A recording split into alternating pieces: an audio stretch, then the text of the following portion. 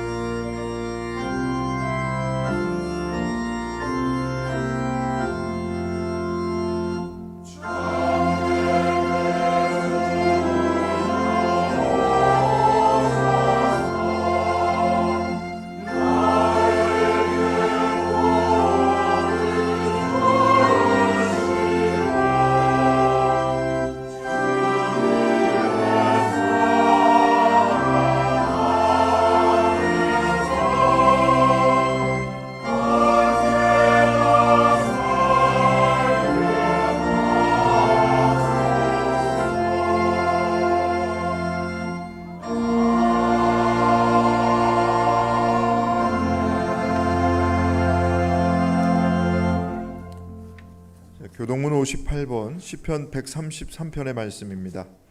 보라, 형제가 연합하여 동거함이 머리에 있는 보배로운 기름이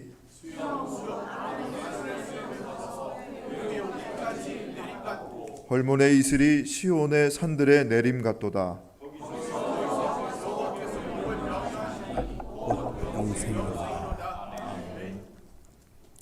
하나님은 통회하는 마음으로 나오는 사람들을 물리치지 않으십니다.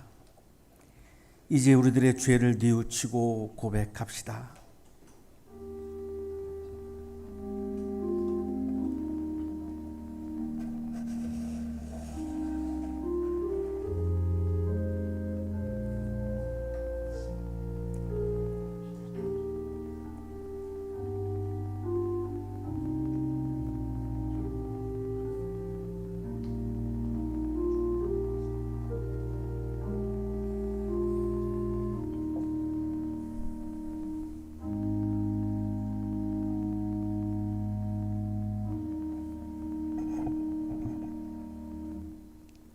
우리가 우리의 죄를 자백하면 하나님은 믿어오시고 의로우셔서 우리의 죄를 용서해 주시고 모든 불의에서 우리를 깨끗하게 해 주실 것입니다.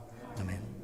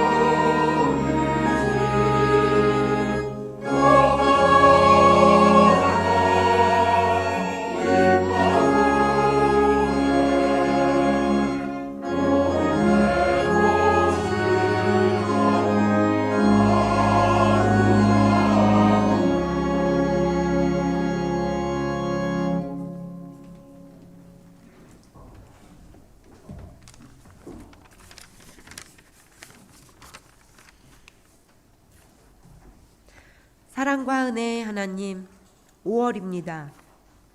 가정의 달이며 계절의 여왕이라 불리지요. 1일 근로자의 날로 시작하여 어린이날, 부처님 오신 날, 어버이날, 스승의 날, 부부의 날, 세계 금연의 날 등 수많은 기념일이 있습니다. 우리 학교와 교회는 개교 기념일과 창립 기념일도 이달에 있습니다. 각각의 날에 걸맞는 행사 또는 의식이나 모임을 진행하겠지요. 주님, 저희들이 이 모든 절차를 세상 속으로 치르기에 앞서 주 안에서 진정한 의미를 되새겨 보게 하소서. 오늘의 말씀에서 자녀들에게 주 안에서 부모에게 순종하고 부모를 공경하라고 명하십니다. 자녀가 있으려면 먼저 남녀가 혼인서약을 하고 가정 공동체를 꾸려야 합니다. 우리 교회엔 결혼 횟수가 오래된 부부도 있고 새롭게 탄생한 젊은 부부들도 있습니다. 각각의 커플들의 형편과 처지에서 결혼이 유지되고 있음을 감사드리며 주님께서는 인간과 사랑을 나누기 위해 세상에 오셨으며 당신의 교회를 신부라 부르시며 사랑을 드러내셨음을 잊지 말게 하옵소서. 또한 신랑 예수를 맞이하기 위해 늘 기름을 준비하고 깨어있게 하소서. 우리들 중 몇몇은 결혼을 하지 않았지만 우리 모두는 누구누구의 자녀들입니다. 위 말씀을 마음속에 깊이 받아들이고 실천하게 하소서. 그리하여 약속하신 대로 잘 되게 하시고 장수하게 하옵소서. 또 우리는 부모 또는 스승된 자로서 자녀나 제자들을 노엽게 하지 말고 주님의 사랑과 지혜로 가르치게 인도하소서. 서로 미숙한 부분이 있었다면 채워주시고 갱신하여 거듭나게 해주실 간절히 원하옵나이다. 실제의 가정도 교회 공동체로서의 가정으로도 주 안에서 화목하게 이끌어 주시길 간구하며 각자가 올바르고 합당한 일상의 실천을 하게 하옵소서. 어려울 때일수록 주님과 더욱 친교하며 말씀에 희망을 두고 서로를 보듬게 하옵소서. 지혜의 주님, 우리나라를 한 가정으로 보며 기도드립니다. 큰 위기 속에서 허덕이고 있습니다. 주님을 두려워하는 사람들이 아버지, 어머니가 되어 백성인 자녀들을 이끌게 하옵소서. 또한 자녀들도 주 안에서 올바르게 성장하였다면 바른 생각과 바른 말을 하며 진정으로 소통하게 하옵소서. 아무쪼록 오늘의 예배를 기쁘게 받아주시고 저희들은 재충전되어 또 한 주를 또 한 달을 살아가게 하옵소서. 죽음을 물리치시고 부활하시어 역사하시는 우리 주 예수 그리스도의 이름 받들어 감사드리며 기도드립니다. 아멘.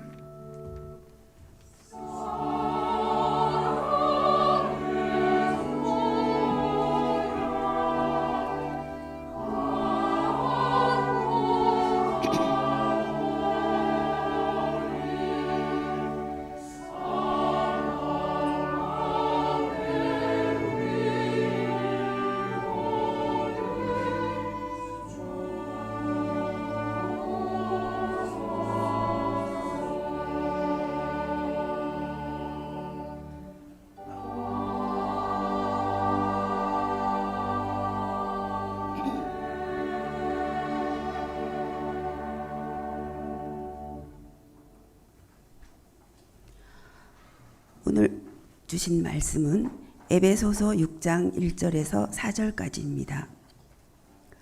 자녀되니 여러분, 주 안에서 여러분의 부모에게 순종하십시오. 이것이 옳은 일입니다. 내 부모를 공경하라고 하신 계명은 약속이 딸려있는 첫째 계명입니다. 내가 잘되고 땅에서 오래 살 것이다 하신 약속입니다. 또 아버지 되니 여러분의 자녀를 노엽게 하지 말고 주님의 훈련과 훈계로 가르치십시오. 서신서의 말씀입니다.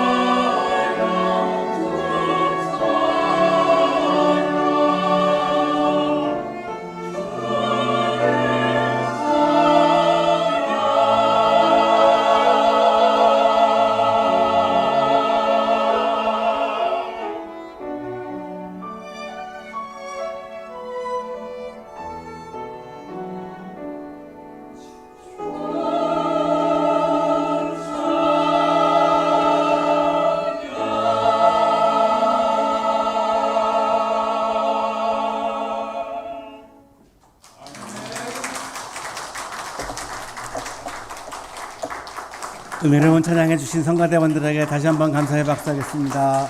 감사합니다. 옆에 계시는 분과 사랑의 인사 나누시겠습니다. 사랑합니다. 보고 싶었습니다.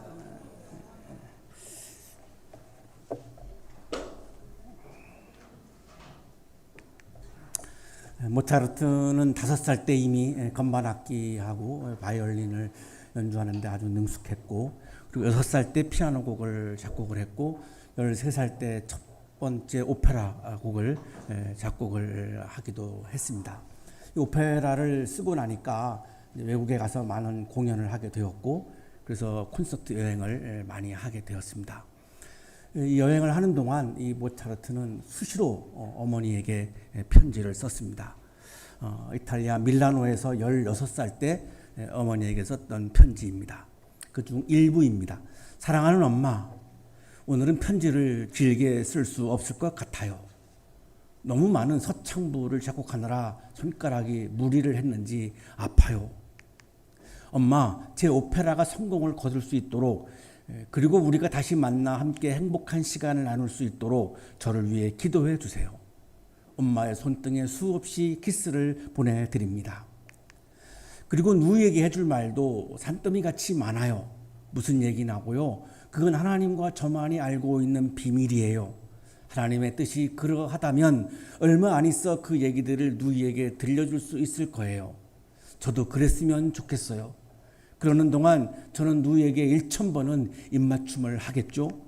당신의 아들 독일식으로 볼프강, 이탈리아식으로 아마데오 모차르트로부터. 모차르트는 어머니에게, 엄마에게 자기 손가락이 너무 아프다고 그 대사 부분을 작곡을 하니까 양이 엄청나게 많았던 것 같죠. 그때는 컴퓨터가 아니고 다 손으로 작곡을, 악보를 그렸으니까요. 굉장히 손가락이 많이 아팠던 것 같아요. 그래서 엄마한테 나 아파요 이렇게 얘기하는 거죠. 자신의 아픔을 이야기합니다. 그리고 자신의 이 오페라가 잘 되게 해달라고 기도를 또한 엄마에게 부탁을 합니다. 그리고 사랑의 키스를 보내면서 엄마에게 사랑을 고백합니다. 하나님과 자신만의 어떤 비밀 이야기가 있다고, 이러한 영적인 이야기도 엄마에게 털어놓습니다. 이 엄마에게 보내는 편지 속에는 모차르트가 엄마를 향한 사랑, 신뢰, 의지, 존경 등이 담겨 있습니다. 이 편지를 읽어보면 엄마를 얼마나 사랑하는지, 엄마를 얼마나 의지하는지, 그리고 의지하는지, 신뢰하는지, 존경하는지가 아주 잘 나타나 있습니다. 우리가 신앙생활을 하면서 하나님을 사랑한다, 하나님을 의지한다, 하나님을 내가 신뢰한다, 매우 추상적인 말입니다. 그래서 사실은 실감나기가 어렵습니다. 내가 하나님을 사랑한다? 정말 사랑하고 있나? 내가 하나님을 신뢰한다? 정말 내가 하나님을 신뢰하고 있나? 그냥 말로는 그렇게 이야기하기가 쉽지만 내 마음 깊은 곳에서 정말로 하나님을 내가 사랑하는가? 하나님을 신뢰하는가? 하나님을 의지하고 있는가? 하나님을 내가 경배하고 있는가? 이게 굉장히 실감나기가 어렵습니다. 그러나 엄마를 사랑하고 신뢰하고 의지하고 존경한다고 하는 것은 아주 실감납니다. 우리가 다 경험을 했기 때문이죠. 신체적으로 실감이 나는 겁니다.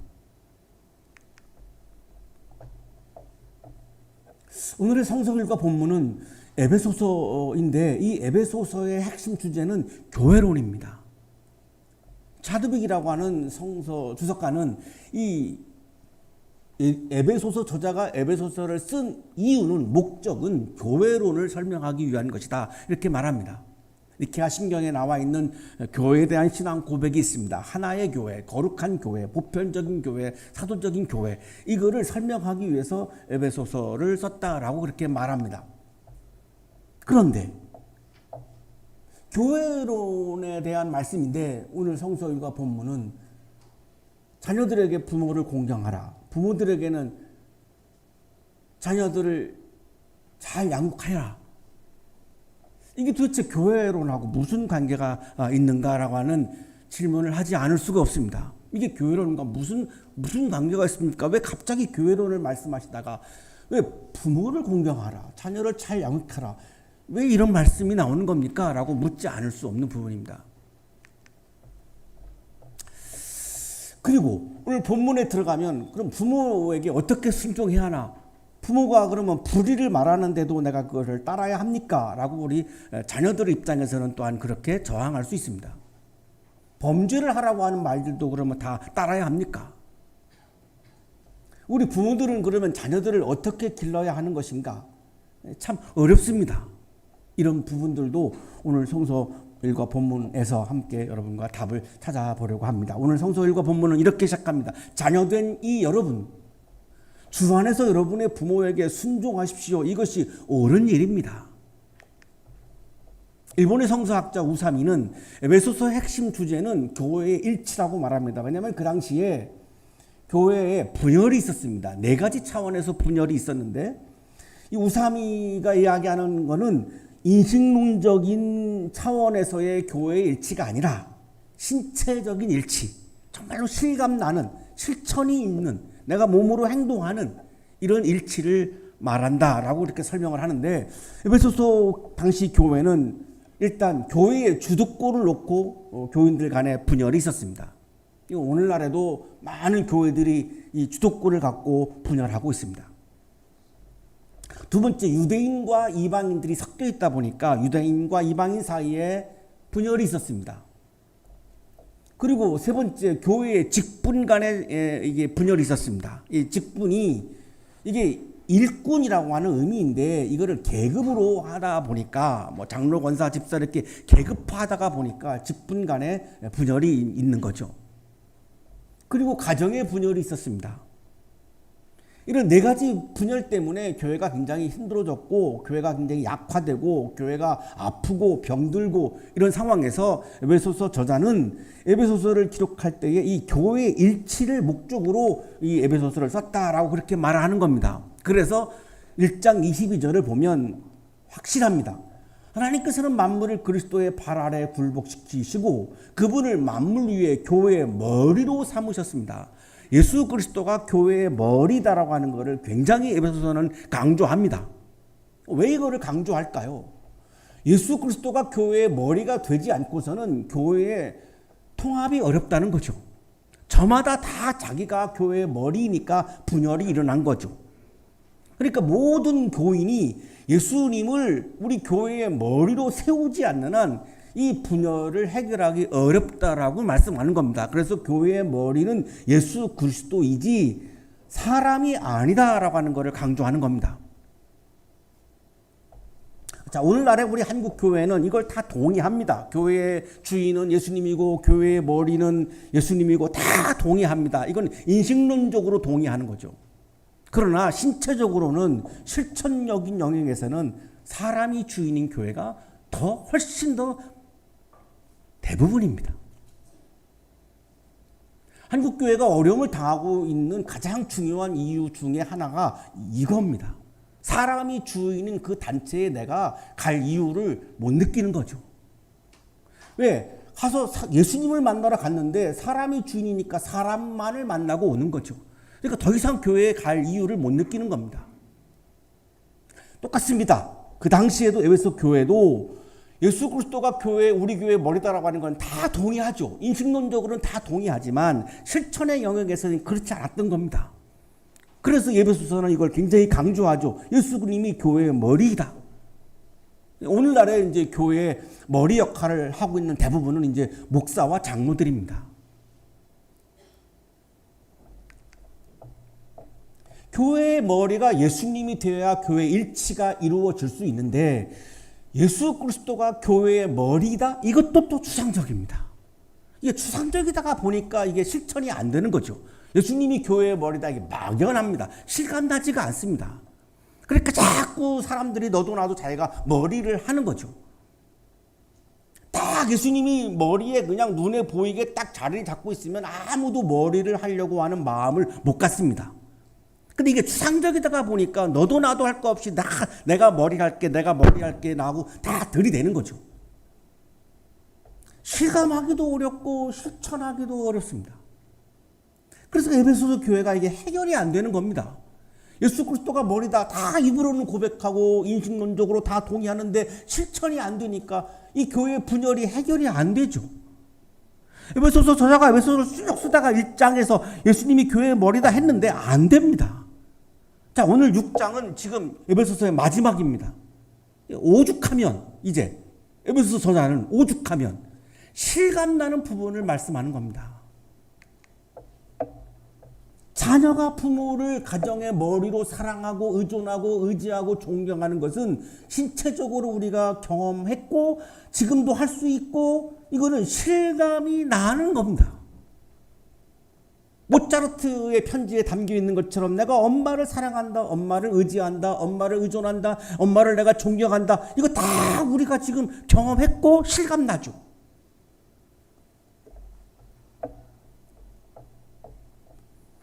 저는 참 보잘것없고 형편없는 사람이지만 저는 아버님에게 정말로 순종했다라고 하는 거는 말씀드릴 수 있습니다. 저는 학교, 직업, 전공까지도 다 순종했습니다.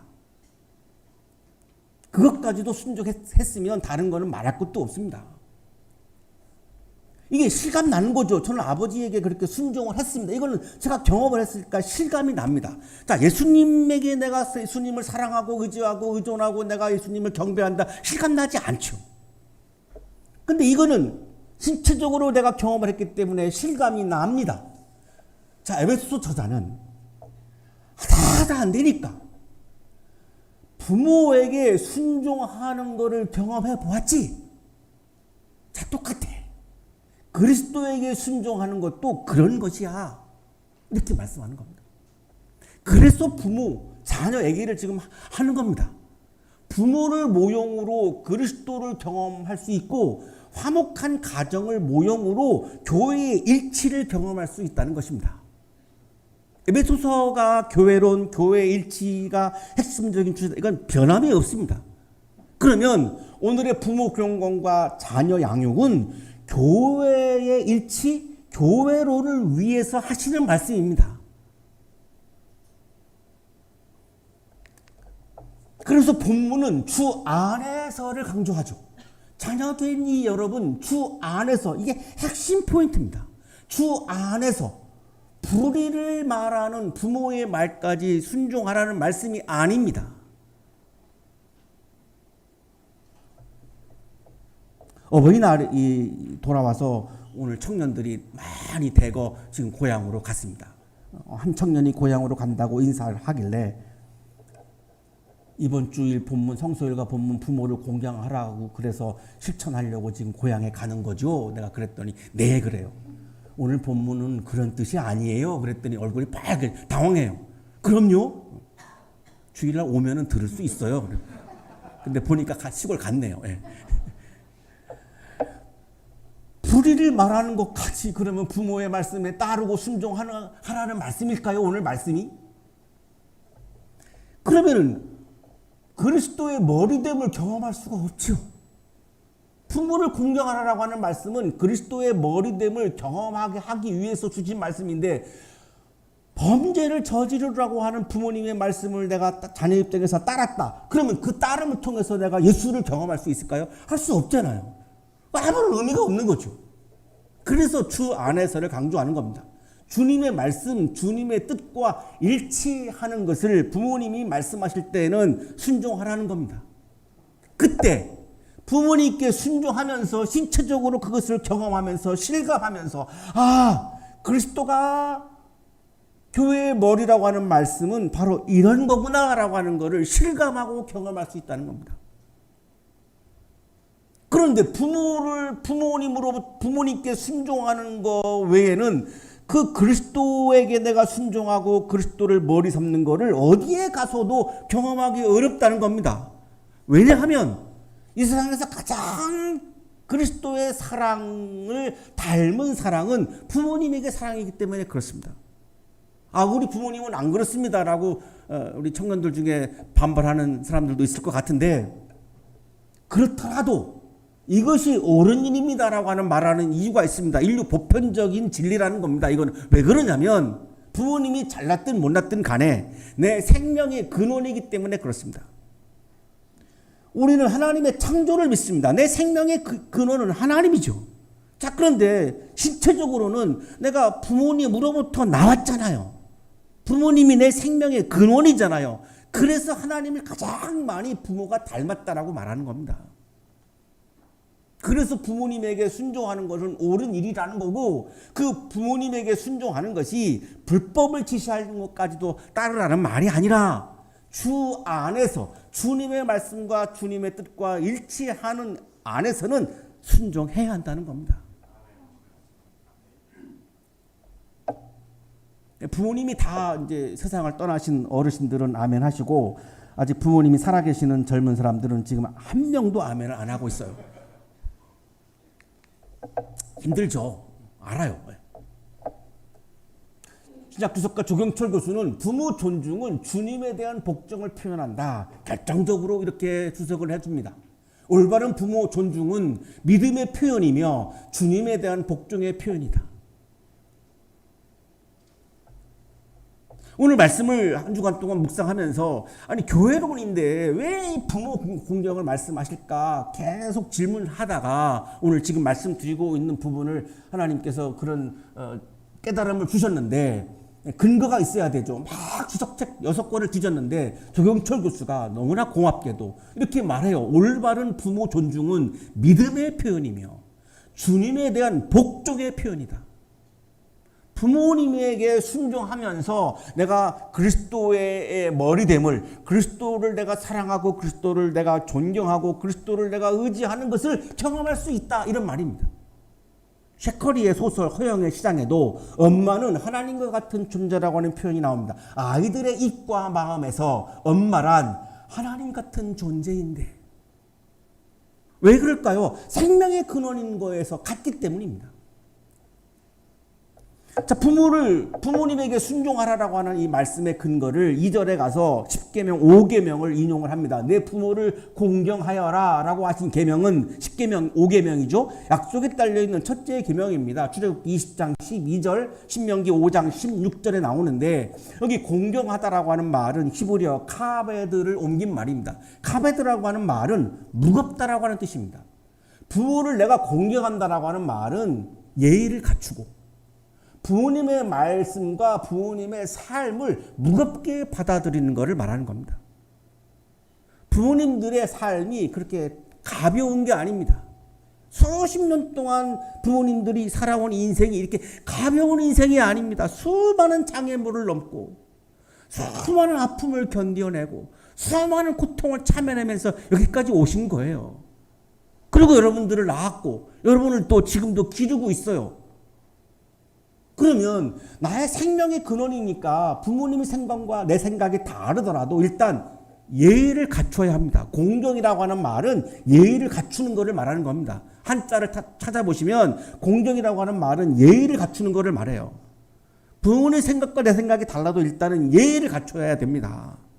내 생명의 근원이니까. 토론을 할 수 있고 내가 다른 의견을 제시할 수 있지만 예의는 갖춰야죠. 그리고 부모님의 말씀이 내가 젊은 사람이 들을 때 너무 진부하다라고 생각이 할 수 있지만 그 부모님의 말씀, 부모님의 삶을 무겁게 받아들여야 합니다. 이게 공경한다라고 하는 말의 뜻입니다. 그러면 10계명으로 이 말씀을 왜 주셨을까요? 지금 가나안 땅을 향해서 가고 있는 상황이죠. 시내산에서 주신 계명인데 가나안 땅에 지금 가고 있는데 갑자기 왜 부모를 공경하라고 하는 10계명을 주셨을까요? 이유가 있습니다. 지금 430년 동안 노예로 살았던 유대인들이 하나님의 사랑과 은혜에 의해서 구원되었습니다. 그래서 출애굽을 하게 되었습니다. 그리고 가나안 땅을 향해서 가고 있습니다. 이거는 다음 세대도 이걸 알아야 합니다. 하나님의 은혜로 우리 민족이 구원받았다라고 하는 걸 모르면 안 됩니다. 이거는 반드시 다음 세대도 알아야 합니다. 그런데 이거를 누가 전수해 줍니까? 부모님밖에 없거든요. 유대인들의 그 유명한 자녀 교육에 의해서 하나님이 우리를 출애굽시켜줬고 구원했더라고 하는 것을 계속 세대를 이어서 전수되어야 하는데 이거는 부모를 통해서만 전수될 수 있습니다. 그런데 부모를 자녀가 공경하지 아니하면 부모의 그 말을 안 믿겠죠. 그거를 경험한 세대가 아니니까 자녀들은.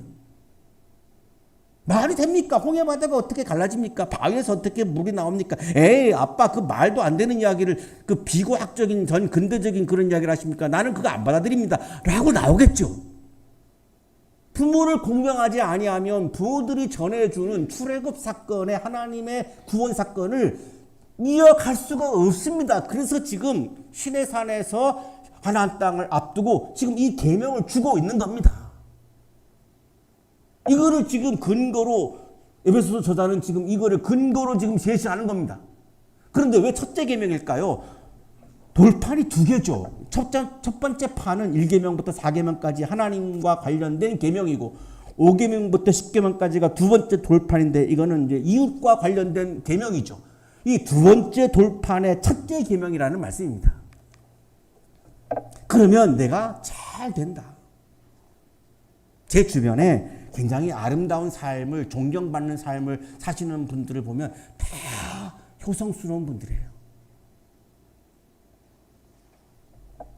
아버지들인 여러분, 여러분의 자녀를 노엽게 하지 말고 주님의 훈련과 훈계로 가르치십시오. 노엽게 하다라고 하는 말은 화나게 한다라고 하는 겁니다. 화나게 하지 말라는 겁니다. 자녀들은 아직 인생의 경험이 많지 않기 때문에 부모가 들어보면 어리석을 수 있습니다. 그러나 부모가 자녀들을 인격체로 인정하지 않고 자녀들의 존재와 마음과 뜻을 부정해버리면 자녀들의 마음속에서 분노가 솟아오르죠. 그러면 부모와 자녀의 관계가 깨져버리죠. 대화가 안 되죠. 대화가 안 되면 전해줘야 되는 교훈들을, 전해줘야 되는 지혜들을 전해줄 수가 없게 됩니다. 최악으로 가는 거죠. 그 자녀들이 화나게 하지 않도록 조심하라는 겁니다. 부모들에게는. 일단 화가 나면, 분노가 솟아나오면 대화가 안 되니까.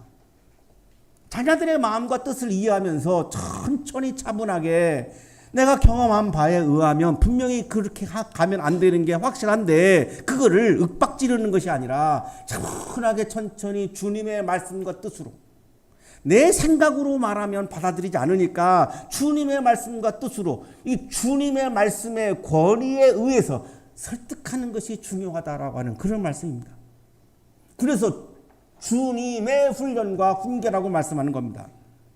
내 생각과 내 철학에서 나온 훈련과 훈계가 아니고 주님의 말씀과 주님의 뜻에서 나온 그 지혜로 훈련과 훈계를 하라는 겁니다. 그리고 부모가 자신의 생각과 뜻을 강요하면 자녀는 부모를 통해서 주님을 경험할 수 없지 않습니까? 에베소서 저자가 지금 강조하고 있는 것은 이 부모와 자녀 간의 관계를 통해서 예수님의 관계를 경험하게 하려고 하는 것인데 부모 입장에서 주님의 말씀과 주님의 뜻을 말하지 않고 내 생각과 내 철학을 말해버리면 이 내 자녀는 나와의 관계를 통해서 주님을 경험할 수가 없습니다. 그래서 주님을 대신해서 주님의 말씀과 뜻 안에서 훈련하고 트레이닝, 훈계하고 인스트럭션, 훈계할 때에 자녀들은 나를 통해서 주님을 경험할 수 있다는 겁니다. 이게 핵심입니다. 그냥 일반적으로 말하는 효도의 차원과 다른 점은 여기에 있습니다.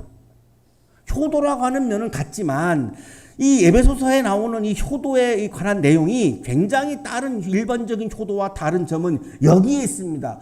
부모님을 통해서 예수님을 경험하게 하라는 겁니다. 그러면 내 생각과 내 철학을 강요할 것이 아니라 주님의 뜻과 주님의 말씀 안에서 훈련하고 훈계해야 아이들은 나를 통해서 주님을 경험할 수 있다는 겁니다.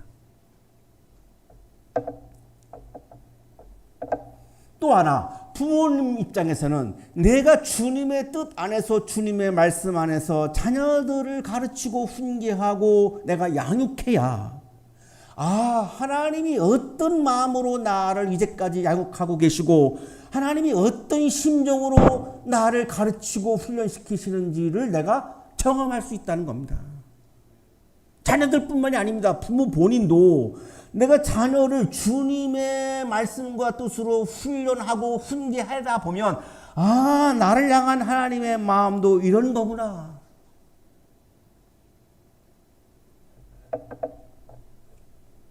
이 의령 선생님이 그 어머니에 대한 고백을 그 산문집에 쓰셨는데, 막내 아들인데 형과 자주 싸웠나 봐요. 참다 못해 어느 날 어머님이 회초리를 드셨대요. 이 두 아들을 놓고 둘이가 싸우니까 회초리를 드신 거죠. 회초리를 드시다가 나중에 우시면서, 야 이놈들아, 너희들은 다른 집 애들처럼 왜 도망도 못 가니? 그러시더라고요. 왜 멍청하게 계속 여기 서가지고 회초리를 맞고 있니? 도망도 못 가니? 그래서 두 형제가 얼른 도망쳤대요. 지금 생각해보면 그 어머님의 마음이 느껴진다는 거죠. 자기가 나이가 들어보니까 회초리를 들고 계시는데도 얼마나 마음이 아프면 도망가기를 바랬다는 거예요. 엄마 입장에서는. 자, 그런 것처럼 하나님이 나를 양육하고 훈계할 때 그런 마음이잖아요. 이거를 내가 자녀들한테 그렇게 양육하면서 하나님의 마음을 내가 경험할 수 있다는 겁니다. 그러나 나의 뜻으로, 나의 철학으로 자녀들을 양육하면 자녀 교육을 통해서 주님의 마음을 경험할 수 없다는 것입니다. 자녀는 주님 안에서, 주님의 말씀과 뜻 안에서 부모님에게 순종하고, 부모는 주님 안에서, 주님의 말씀과 뜻 안에서 자녀를 훈련하고 훈계할 때에 화목한 가정이 이루어집니다. 이 두 가지가 동시에 이루어져야 화목한 가정이 가능합니다. 자녀가 부모님에게 순종하고, 부모는 자녀를 사랑으로 주님의 뜻 안에서, 말씀 안에서 양육하고, 이 두 가지가 동시에 이루어져야 화목한 가정이 이루어집니다. 화목한 가정이 왜 중요할까요? 바울이 에베소 저자가 지금 강조하는 것은 화목한 가정을 경험해야 교회의 일치, 화목한 교회, 더 나아가면 하나님의 나라도 경험할 수 있다. 이걸 지금 강조하는 겁니다.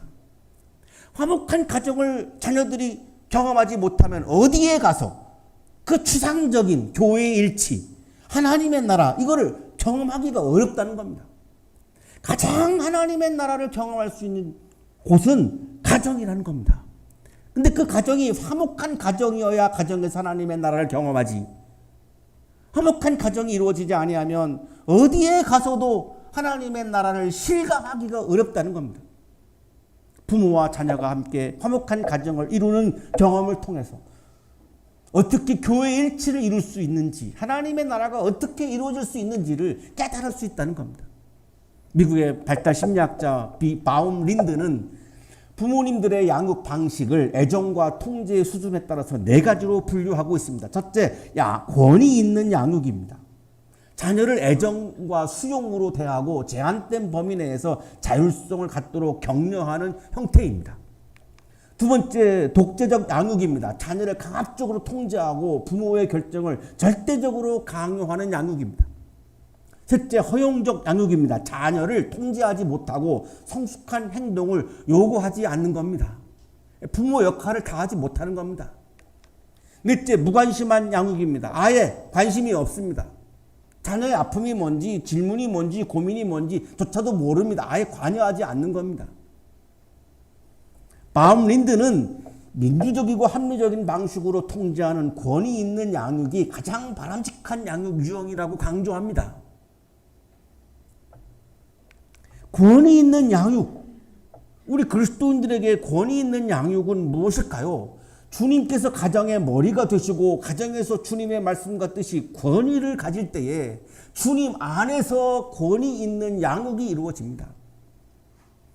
바움 린드는 민주적인 합리적인 방식을 권위 있는 양육의 핵심으로 보고 있지만, 우리 그리스도인들은 주님께서 가정의 머리가 되시고 가정에서 주님의 말씀과 뜻이 권위를 가질 때에 주님 안에서 권위 있는 양육이 이루어질 수 있습니다. 거기에서 화목한 가정이 가능해집니다. 사랑하는 한양가족 여러분, 우리는 화목한 가정에서 주님의 사랑을 경험할 수 있습니다. 화목한 가정을 통해서 거룩한 교회를 경험할 수 있습니다. 화목한 가정을 통해서 하나님의 나라를 경험할 수 있습니다. 주님의 말씀과 뜻 안에서 부모를 공경하고 자녀를 양육하는 거룩하고 아름다운 화목한 가정을 이루어 가시기를 간절히 축원합니다.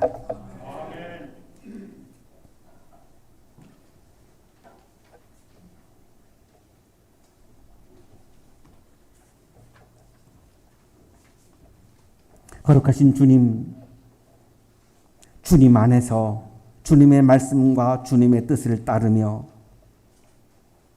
주님 안에서 주님의 다스림과 통치 안에서 주님을 우리들의 삶의 내 존재의 머리로 삼고 주님을 사랑하고 의지하고 의존하고 신뢰하고 경배하는 삶을 살아가지 못할 때가 많이 있음을 고백합니다. 우리의 가정이 화목한 가정이 되게 하여 주셔서 화목한 가정에서 하나님의 나라를 경험하고 교회의 일치를 경험하고 예수 그리스도를 경험할 수 있도록 은혜 나려 주시옵소서. 예수 그리스도의 이름으로 기도하옵나이다. 아멘.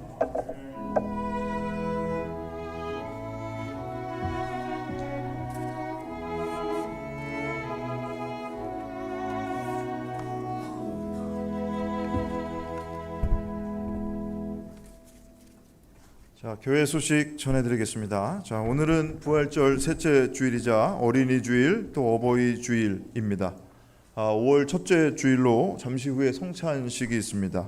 다음 주일은 부활절 넷째 주일이고 교회 창립 주일인데 해당 성서 일과는 요한일서 3장 11절에서 18절까지의 말씀입니다. 자, 이 본문 가지고 담임 목사님께서 사랑의 실천이라는 제목으로 설교해 주실 텐데 주중에 본문 묵상하시고 예배에 참여해 주시기 바랍니다. 자, 오늘 어린이 주일 또 어버이 주일을 맞이하여서 예배 후에 우리 해당되시는 분들에게 교회에서 작은 선물을 준비했습니다. 예배 후 나가실 때 나누어 드릴 테니까 꼭 받아가시기를 바랍니다. 자, 오늘 거룩한 독서 모임 점심 식사 후 12시 40분부터 세미나실에서 진행하고 우리 청년교회 모임은 예배 후에 신교실에서 모이도록 하겠습니다. 자, 오늘 우리 교회에 오랜만에 나오신 분을 먼저 소개해 드리겠습니다. 박은님. 자, 어디 계실까요? 네, 저 뒤쪽에 계신데 잠깐 자리에서 일어나실 때 우리 환영의 박수 보내드리겠습니다. 잘 나오셨습니다. 네, 감사합니다. 자, 오늘 우리 교회 방문하신 분 두 분을 이어서 소개해드리겠습니다. 먼저 한양대학교를 졸업하신 분이신데 오늘 모교 방문 차원에서 교회 예배당에 나오셨다고 합니다. 황덕호님 어디 계실까요? 네, 예, 뒤쪽에 앉아 계십니다. 감사합니다. 잘 나오셨습니다. 고맙습니다. 네, 앉아주시죠. 네. 자, 이어서 한 분 더 소개해드리겠습니다. 역시 우리 한양대학교 전기공학과를 졸업하신 우리 이정태님 오늘 예배당에 방문해 주셨습니다. 어디 계실까요? 네, 저기 뒤쪽에 계십니다. 네, 이정태님 감사합니다. 네. 자, 그리고 교우 여러분께 또 기쁜 소식 하나 전해드리겠습니다. 우리 교회 선교부장이시고 의과대학 양리학교실의 강주섭 성도님께서 신약 개발 이 복제의약품을 개발하시고 또 치매, 알코올성 간염, 파킨슨병을 치료하는 선도 물질을 개발하시고 또 후학들을 위해서 이 저작을 또 쓰셔서 이제 과학기술정보통신부 장관상을 제58회 이제 과학의 날 맞아서 표창을 받으셨습니다. 사진은 제가 캡처해서 올려드렸는데 제일 잘 나온 사진으로 제가 올려드렸습니다. 자, 이 시간 우리 강주섭 성도님 아주 귀한 표창 받으셨는데 축하의 마음 담아서 따뜻한 박수 보내주시기 바랍니다. 네, 축하드립니다. 자, 그리고 기타 교회 소식과 교회력 성서일과 5월 예배 안내 여러분 가지고 계신 주보를 참조하시면 되겠습니다. 이상 교회 소식 알려드렸습니다.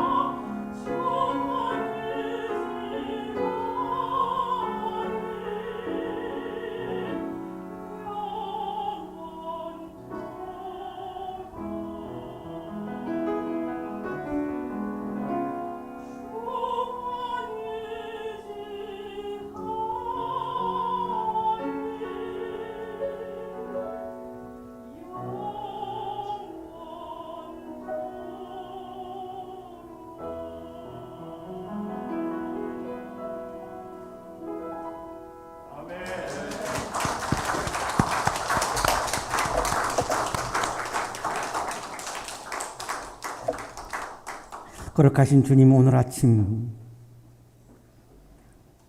부모님에게 순종하는 사건을 통하여 예수 그리스도를 경험하게 하시고 자녀들을 주 안에서 양육하는 것을 통하여 하나님의 나라를 경험하게 하시니 감사합니다. 감사의 마음을 찬양과 예물에 담아 올려드리오니 기쁘게 받아주시고 예물과 찬양을 드리는 손길 위에 크신 은혜를 부어 주옵소서. 예수 그리스도의 이름으로 기도하옵나이다. 아멘.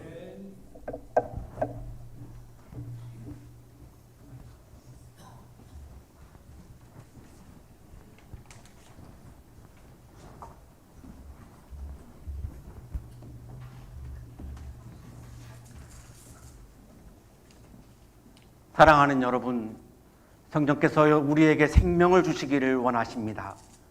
주님의 살과 피를 먹고 마심으로 지쳐있던 영혼들이 새 힘을 얻게 될 것입니다.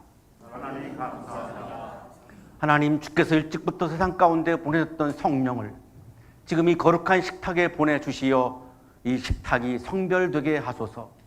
이 떡과 이 잔이 우리를 위한 그리스도의 살과 피가 되게 하시고 영의 양식이 되게 하소서. 창조 성령께서 사랑하는 아들의 말씀을 성취하소서. 주 예수께서 잡히시던 밤에 떡을 가지시고 감사드리신 다음에 떼시며 이것은 너희를 위하는 내 몸이니 이것을 행하여 나를 기념하라 하시고, 잡수신 후에 또 이와 같이 잔을 가지시고 이 잔은 내 피로 세운 새 언약이니 이것을 행하여 마실 때마다 나를 기념하라 하셨습니다. 이 신앙의 신비가 크고 놀랍습니다. 우리가 주님의 죽음을 기억하고 주님의 부활을 기뻐합니다.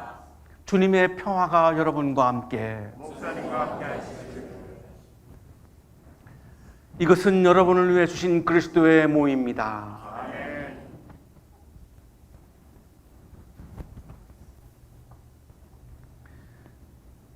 이것은 여러분을 위해 흘리신 그리스도의 피입니다.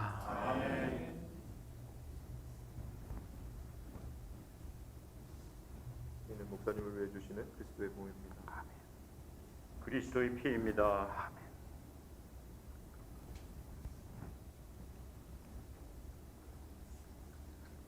그리스도의 몸.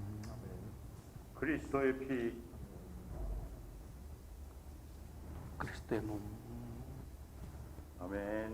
그리스도의 피입니다. 아멘. 그리스도의 몸. 그리스도의 몸.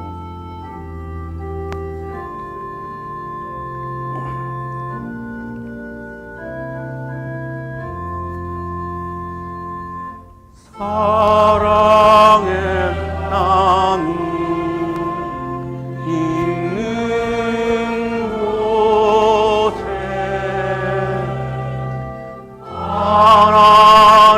하나님께서 계시도다.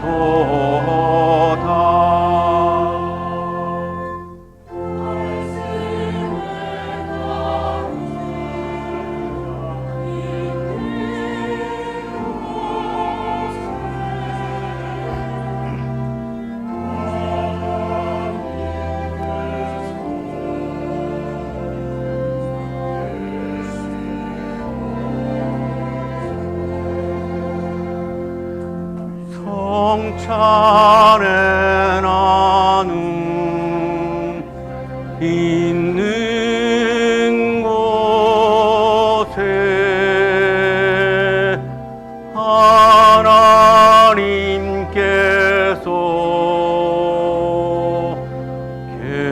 계시도다.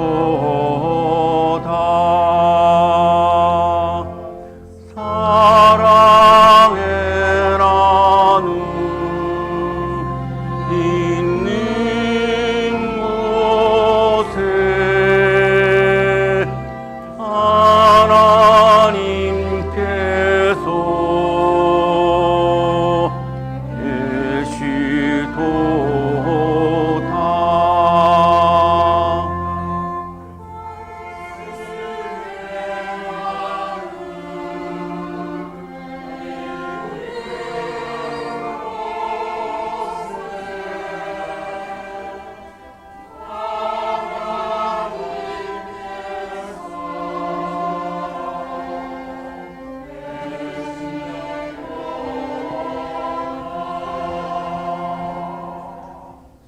성찬의 나눔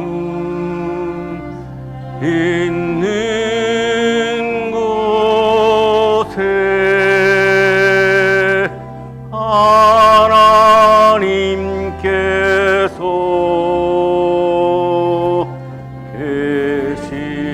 계시도다. 사랑의 나눔 있는 곳에 하나님께서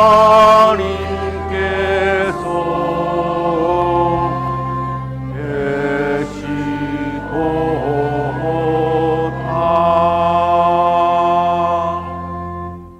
하나님 성만찬을 통해 주님의 나라에서 있을 잔치를 미리 맛보게 하심을 감사드립니다. 이 땅의 모든 사람들이 하나님 나라의 기쁨을 누리기를 소원합니다. 한양동산의 젊은이들을 통해 하나님의 나라가 확장되기를 원합니다.